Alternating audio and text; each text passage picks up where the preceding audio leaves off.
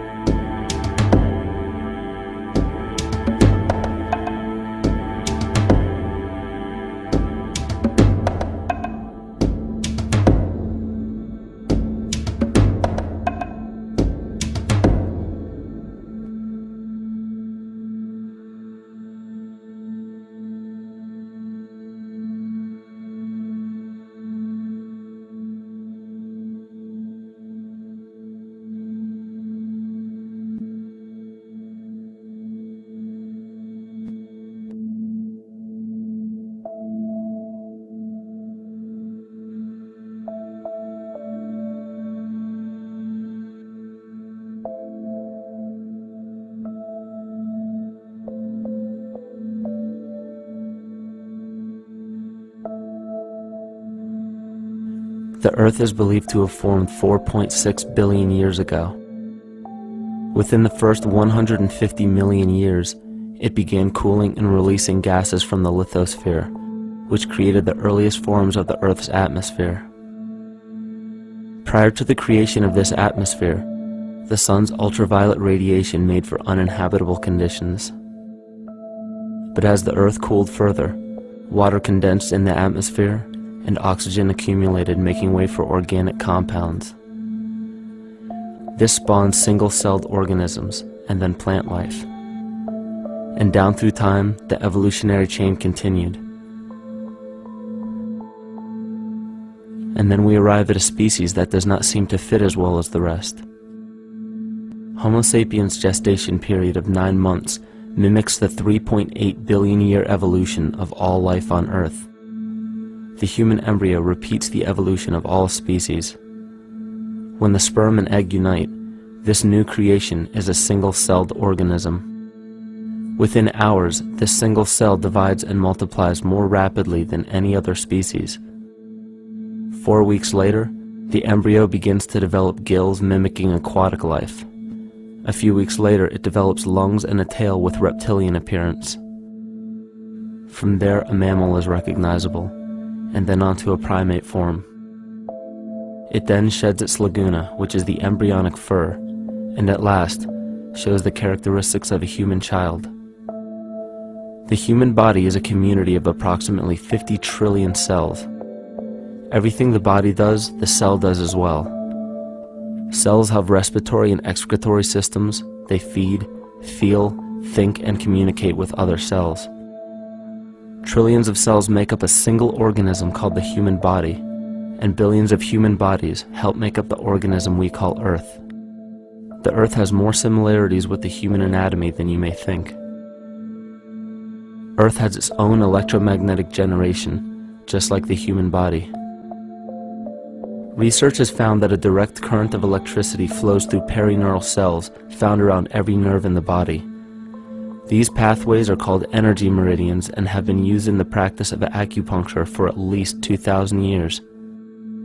Dating even farther back is the notion of dragon paths or ley lines in which many megalithic structures and stone monuments were erected, marking the energy meridians of the Earth.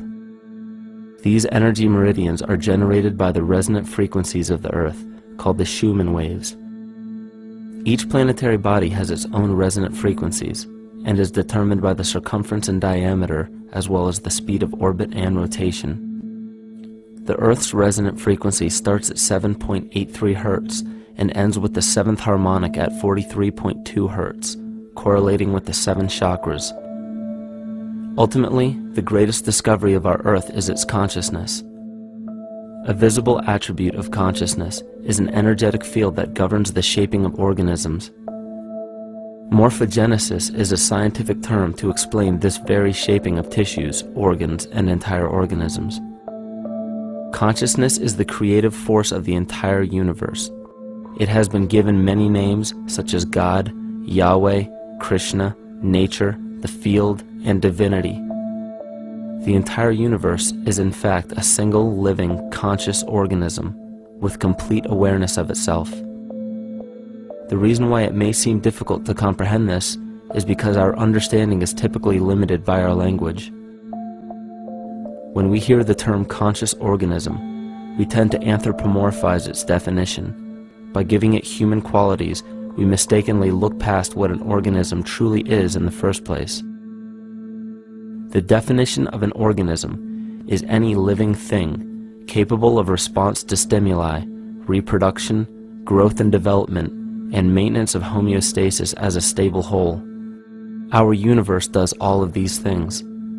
The consciousness of our universe is responsible for the form and purpose that all matter assumes. The Earth's resonant frequencies are a result of its form. These frequencies are responsible for biological rhythms, such as menstrual and circadian cycles, as well as behavioral and emotional patterns. The frequencies are then picked up by the flora and fauna, which are biological instruments that respond to the wave patterns. The wave patterns resonate in the cranial structure of our head and converge in the center of our brain, which is where we find the pineal gland. The pineal gland is believed in many cultures to be the spiritual third eye responsible for intuition. Descartes called it the seat of the soul where mind and body meet. Each individual cell in our body receives an electromagnetic impulse from our central nervous system. They receive the very same impulse that was disseminated to every biological instrument from the earth. An explanation of our conscious universe has been attempted by religion, science, and philosophy. The neglect of biological nature from any organism causes illness. A divorce from nature, exile from Eden, confounding of tongues, they are all symptoms not of a biblical God or deity, but the true self. The greatest and only threat to ourselves is a loss of self, the death of our divinity. As we barrel through history with oceans of information, yet barely a drop of wisdom, we have to understand how we lost ourself.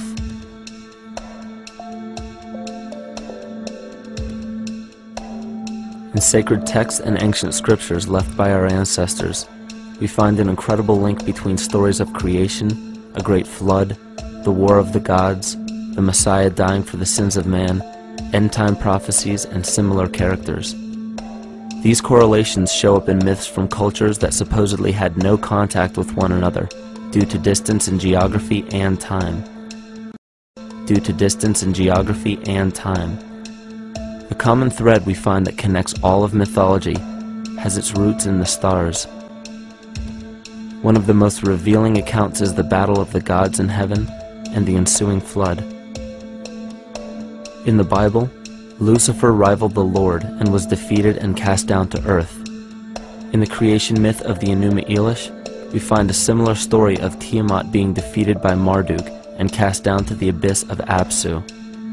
In chaos, Tiamat, the mother of them both, Apsu and Tiamat's waters were mingled together, meaning that the chaotic waters of Tiamat were somehow mixed with the sweet waters of Apsu. Apsu was the Sumero-Akkadian god of the abyss beneath the earth.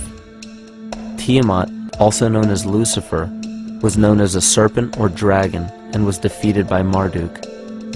Marduk was the father of Nebo or Mercury, and Mercury is the same mythological character as the Zoroastrian Mithra, the Egyptian Hermes Anubis, and the Gnostic Hermes Christos. The most recent version of Mercury, however, is the Archangel Michael in the Bible, who defeated Lucifer and sent him to the abyss of the earth, or hell. This story is steeped in astrological significance in the Bible and in many other ancient scriptures. This leads to an event in history that is recorded by many researchers regarding the cosmic upheaval and historic deluge.